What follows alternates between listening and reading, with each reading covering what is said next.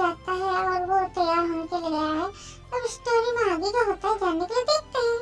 Jungkook T को room में लेके आता है और उसे सब कुछ खुल के बताता है। तो टी खुशी खुशी जंगकुक को जाने के लिए बोलती है और जंगकुक बार बार टी को बोलता है कि वो लोग सब लोग एक साथ एक रूम में रहे और वो लोग जब तक नहीं आएंगे उनमें से कोई भी कहीं भी ना जाए।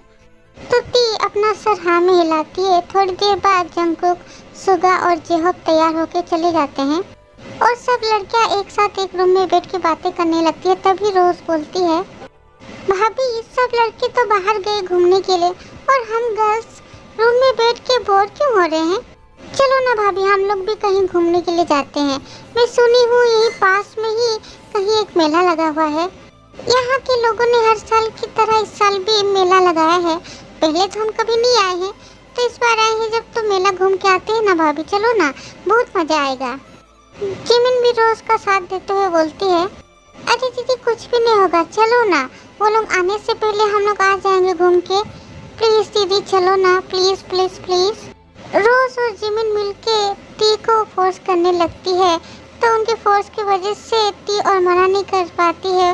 वो मान जाती है और बोलती है, अच्छा ठीक है, पर वहाँ हम थोड़ी देर के लिए जाएंगे, ज्यादा देर के लिए नहीं, वहाँ पर ज्यादा देर नहीं रहेंगे, ओके? अगर जंगकुक को पता चल गया तो वो गुस्सा करेगा।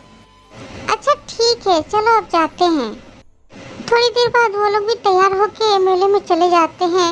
मेला जो है समुद्र किनारे ही हो रहा है, इसलिए वो लोग चल के ही मेले में चले जाते हैं। मेले में आके वो लोग सब तरफ घूम घूम के मेले को देखने लगते हैं।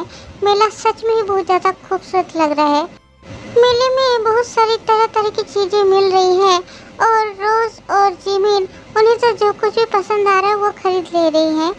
थोड़ी देर यहाँ वहाँ घूमने के बाद टी उन्हें फिर से याद दिलाती है कि अब उन्हें जाना चाहिए वरना देर हो जाएगी।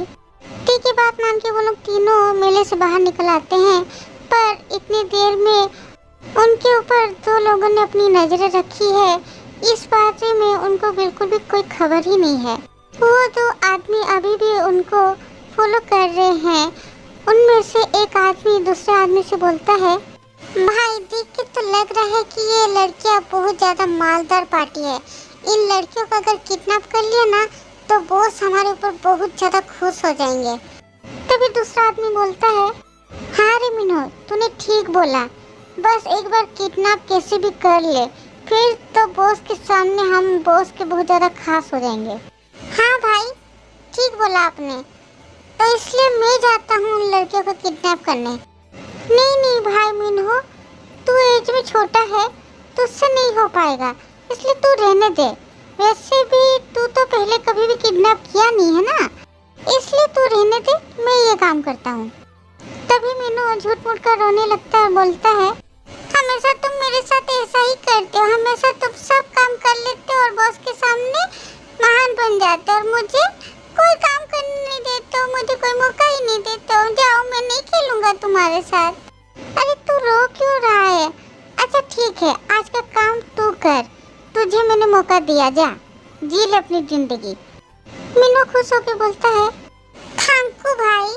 मीनू थोड़ा आगे जाके फिर वापस घूम के आ जाता है काई के पास। तो काई उसे देखते हुए बोलता है, क्या हो रे, तू वापस क्यों आ गया?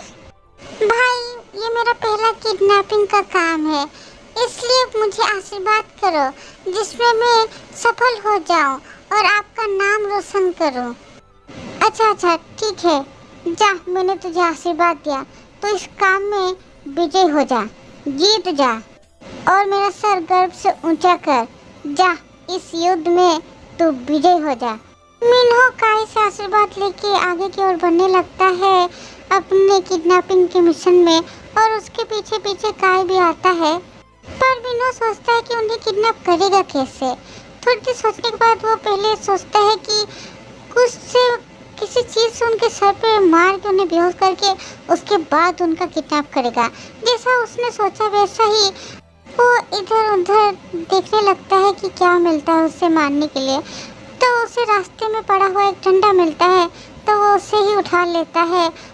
डंडा लेके वो उनके पीछे जाता है और वो डंडा उठा के बहुत हिम्मत करके जैसे ही उन्हें मारने वाला था वैसे ही रोज वो जो कोल्ड ड्रिंक पी रही थी वो कोल्ड ड्रिंक का बोतल खाली हो जाता है तो खाली बोतल को वो पीछे की ओर एक लात मार के फेंक देती है और वो बोतल सीधा उड़ के आके मिन्हो के सर में लगता है।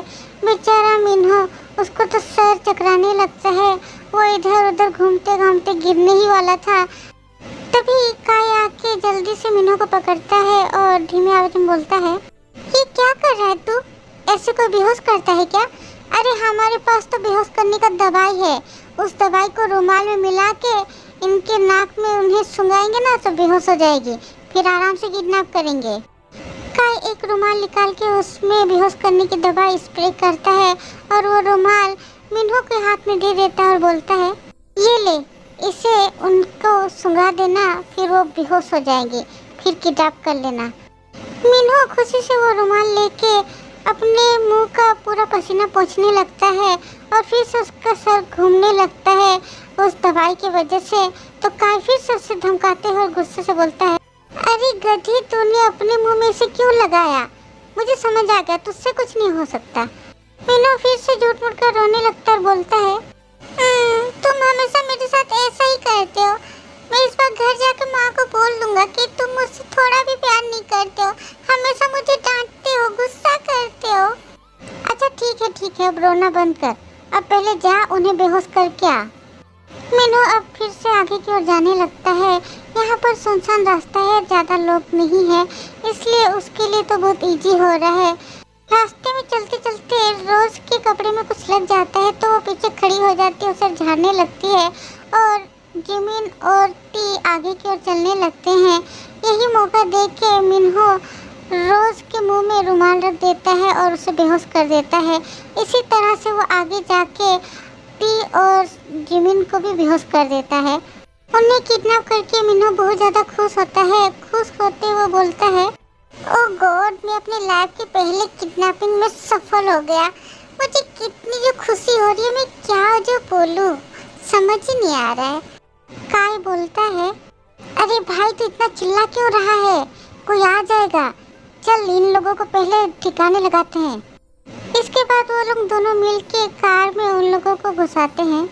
1 घंटे बाद जंगकुक, सुगा और जेहोब वापस रिसोर्ट में आ जाते हैं। जंगकुक के रूम में सब लड़कियां थी, यही उन्हें पता था, इसलिए वो लोग सब जंगकुक के रूम के सामने आते हैं और दरवाज़ा नॉक करता है जंगकुक। तो अंदर से कोई आवाज़ नहीं आती है। वो लोग सोचते हैं कि सब सो गई हैं, इसलिए जंगकुक के पास जो चाबी था, रूम का एक्स्ट्रा चाबी, तो उससे वो दरवाज़ा खोलता है। उसके बाद वो अंदर घुसते हैं। अंदर जाके वो देखते हैं कि पूरा रूम खाली, कोई भी नहीं है। तो वो लोग चौंकते हुए एक दूसरे का मुँह देखने लगते हैं। तभी जंगकुक उनसे बोलता है, कहाँ गई वो लोग? तुम लोग जाओ उसके रूम में देखो तो, और मैं बाहर की ओर थोड़ा देख के आता हूँ। वो लोग जल्दी से जाके सुगा, जेहोब और जिमिन के रूम में चेक करने लगते हैं, पर कहीं भी कोई भी नहीं मिली। अब वो लोग उनके नंबर में कॉल भी करते हैं, पर उनका नंबर बंद आ रहा है। टेंशन की वजह से जंगकुक का सर फटा जा रहा है। वो लोग पूरे रिसोर्ट और रिसेप्शन में जाके चेक करके आए, पर कहीं भी कोई भी नहीं है।